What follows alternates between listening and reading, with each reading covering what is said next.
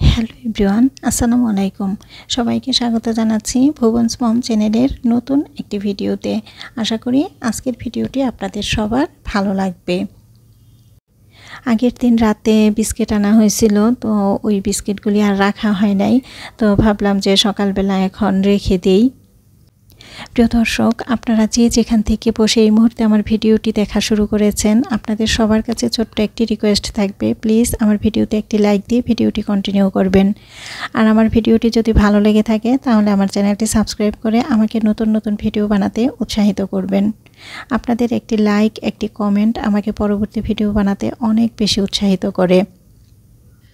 তো বিস্কিট রেখে এরপরে চলে আসলাম রান্নাঘরে নাস্তা বানানোর জন্য। রুটি বানাবো, আর এইখানে আগের দিন রাতে ভুড়ি রান্না করা হয়েছিল, তো সেই ভুড়ি আছে, আর পেঁপে আলু দিয়ে ভাজি করব, ডিম ভাজবো। এই সকালবেলার নাস্তা।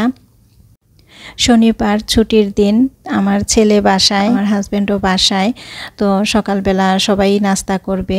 তো রুটি বানানো শেষ, রুটি বানিয়ে নিছি, আর এইখানে পেঁপে আর আলু কেটে নিছি। আর পেঁপে আলু ভাজিটা আজকে পাঁচফোড়ন দিয়ে তারপরে করব। তো এই পেঁপে আলু ভাজিটা কিন্তু পাঁচফোড়ন দিয়ে করলে খুব ভালো লাগে, আমরা সবাই পছন্দ করি এই ভাজিটা। আর এই ভাজিটা রুটি দিয়ে তো ভীষণ ভালো লাগে খেতে। হাজব্যান্ড যেদিন বাসায় নাস্তা করে সেদিন কিন্তু সবাই মিলে একসাথে নাস্তাটা করা হয়, এটা আমার কাছে ভীষণ ভালো লাগে। আর এই জন্য আমার মনে হয় যে হাজব্যান্ড বাসায় থাকলেই ভালো, তো সকালবেলার নাস্তাটা অন্তত সবাই মিলে একসাথে করা যায়। আর আমার ছেলে তো দেখা যায় সকালবেলা স্কুলে চলে যায় নাস্তা না খেয়েই, আর আমি যখন একা একা নাস্তা করি তখন দেখা যায় আমার কিন্তু তেমনভাবে পরিপূর্ণ যে নাস্তাটা সেটা কিন্তু করা হয় না, কারণ একা একা হলে যেটা হয় আর কি, একার জন্য কোনো কিছুই করতে ভালো লাগে না। তো পেঁপে আলু ভাজিটা হয়ে গেছে, টেবিলে রেখে আসছি, আর এখানে ভুড়িটাও গরম করে নিচ্ছি।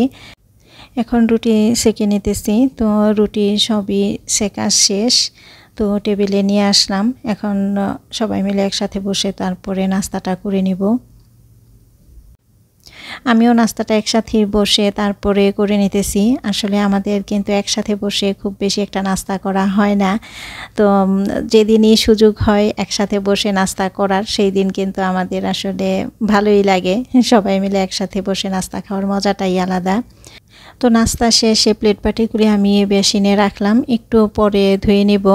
আমার হাজব্যান্ড আবার গ্রামের বাড়িতে যাচ্ছে, তো ওনাকে বিদায় দিয়ে তারপরে বাকি কাজগুলি সারবো।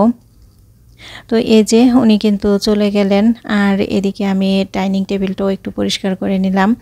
তো এরপরে কিন্তু আরও টুকিটাকি অনেক কাজই করা হয়েছে, আসলে সব কাজ তো আর শেয়ার করা হয় না। তো এরপরে কিন্তু চলে আসছি দুপুরের রান্নাটা করার জন্য। তো আজকে দুপুরে বাসায় খাবেন আমার হাজব্যান্ড, তো এই জন্য হালকা পাতলাই রান্না করব, শুধু চিংড়ি মাছ দিয়ে পুঁই শাকটা রান্না করব, আর ডাল রান্না করব। আর ভাতটা তো বসায় দিছি, ভাত হয়েও গেছে, তো ভাতের মার সরাই ফেলছি। আর এখানে এখন পুঁই শাকটা রান্না করে নিতেছি। আর চিংড়ি দিয়ে এভাবে পুঁই শাক রান্না করলে তো অসম্ভব ভালো লাগে, তো সবার কাছেই আমার মনে হয় ভালো লাগে এই রান্নাটা, তো আমার কাছে তো ভীষণ ভালো লাগে। আর আমার ছেলে দেখা যায় চিংড়ি দিয়ে রান্না করলেই বেশি পছন্দ করে, কারণ চিংড়ি মাছে কাঁটা থাকে না এই কারণে। আর ইলিশ মাছের মাথা দিয়ে যদি রান্না করি তাহলে তো একটু কাঁটা থাকে, তো ওইটাও পছন্দ করে না তেমন একটা, তো এভাবে রান্না করলেই ও বেশি পছন্দ করে। তো রান্নাটা কিন্তু শেষ আমার। তো আজকে কি রান্না করলাম, ভাত রান্না করলাম, আর এখানে চিংড়ি মাছ দিয়ে পুঁই শাকটা রান্না করলাম, আর এখানে ডাল রান্না করলাম। এই আজকে দুপুরের খাবার। এরপরে তো দুপুরবেলার খাবারটা আমি আর আমার ছেলে খেয়ে নিছি, আর আমার হাজব্যান্ড তো গ্রামের বাড়িতেই গেছে, উনি তো আর দুপুরে খায় নাই, তো উনি সন্ধ্যার আগেই চলে আসবে। এখন হচ্ছে বিকালবেলা, তো দুপুরবেলা গোসলের সময় কিছু কাপড় কাচ্ছিলাম, তো সেই কাপড়গুলি এখন ভাঁজ করে নিতেছি। আর এখন রোদের তাপ এত বেশি, দেখা যায় যে কাপড় কিন্তু খুব ভালোভাবেই শুকিয়ে যায়, খুব অল্প সময়ের মধ্যেই কাপড় শুকায় যায়। আজকে সন্ধ্যার নাস্তায় তিল চাপটি বানাবো। তো এই তিল চাপটি খাবারটার সাথে কে কে পরিচিত আমি জানি না, তবে আমরা কিন্তু বেশ পরিচিত। তো আমি আজকে অনেক দিন পরেই বানাইতেছি এই তিল চাপটিটা। তো ছোটোবেলায় দেখা যেত মা কিন্তু বানাই দিত, প্রায় সময়ই বানাই দিত, খেতাম, ভালো লাগতো। তো আমি ভাবলাম যে আজকে একটু বানাই। আর এই তিলটা বাজার থেকে কিনে আনা তিল। তো এই তিলটা আমি একটু হালকা ভেজে নিছি। তো তিলের সাথে এখন ভালোভাবে কিন্তু চালের গুঁড়িটা মেখে নিতেছি। তো মেখে কিছুক্ষণ রেখে দিছিলাম, এখন কিন্তু একদম সফট নরম হয়ে গেছে। তো এখন এই যে কোনো তেল ছাড়া কিন্তু এই চাপটিটা বানাবো, এভাবে ছোট ছোট করে দিয়ে তারপরে বানাবো। একটু মোটাই কিন্তু থাকবে।